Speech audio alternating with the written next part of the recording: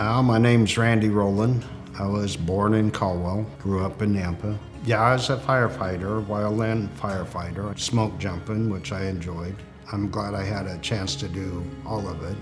Now I've got a potable water truck that I contract out to the Forest Service. I don't fight fire, but this is the old man's job that I can still do and be involved. Cancer is an ugly word, it still is, and it kind of hits you pretty hard, and they said pancreas, and I've always heard that was a pretty bad one. You do the best you can with what you got. Anytime we have a patient with pancreatic cancer like Randy, we discuss his case at our multidisciplinary tumor board where we get together with our medical oncologist, our radiation oncologist, pathologist, and radiologist and go over a treatment plan together as a team. Together we decided in his case to do chemotherapy first, and then after that, depending on the response, we may even add on radiation therapy before doing any surgical intervention. I never really thought about health problems that much, but once you've gone through something, you realize that life is short and you never know how things can change just in an instant. I took care of him in Caldwell. He lived near our cancer center there. He was able to try to enjoy his daily life even despite his multiple appointments in an environment he was very comfortable in. I think one of the things that allows us to provide treatment to someone like him here is that none of us are too proud to reach out to our networks when we need that expert advice. Even though cancer is unfortunately very common, the cancer field is small and all of us have people who are experts in various disease sites that are often very willing to give us their expertise and offer that to us without having to send a patient across the country or to a different state. When I first was diagnosed, they said I might have to go to Salt Lake or Seattle or Portland, which I really wasn't looking forward to.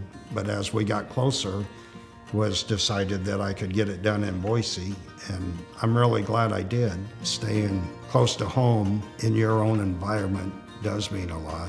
I was in the hospital for 9 days, so people that I knew could come and see me. And after he completed all of his therapy, which did involve a good almost 8 months of chemotherapy followed by radiation therapy, this took about a year to complete. The surgery that his tumor required was called a Whipple procedure. This involves removing the last portion of the stomach, the entire first portion of the small intestine, the head of the pancreas where the tumor is located, the bile duct and all the lymph nodes in that area in one piece, and then bringing up the small intestine to hook everything back up together again.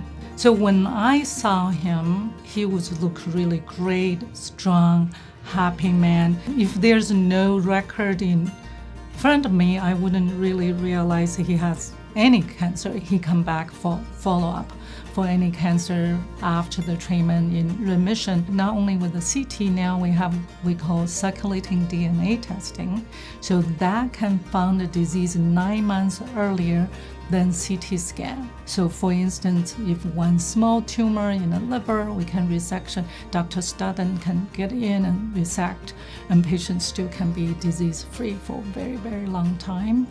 You know, his case was also particularly reassuring and heartening to see how cancer treatment can actually really make people better, which, you know, is a very simple thing to say, but he was having a lot of pain before he started his treatment. And as he began chemotherapy, his pain improved drastically. It was just really heartening to see that our therapies could firstly make him feel better, and then secondly, allow him to reach this point where he's been in sustained remission for years. all the doctors have been great.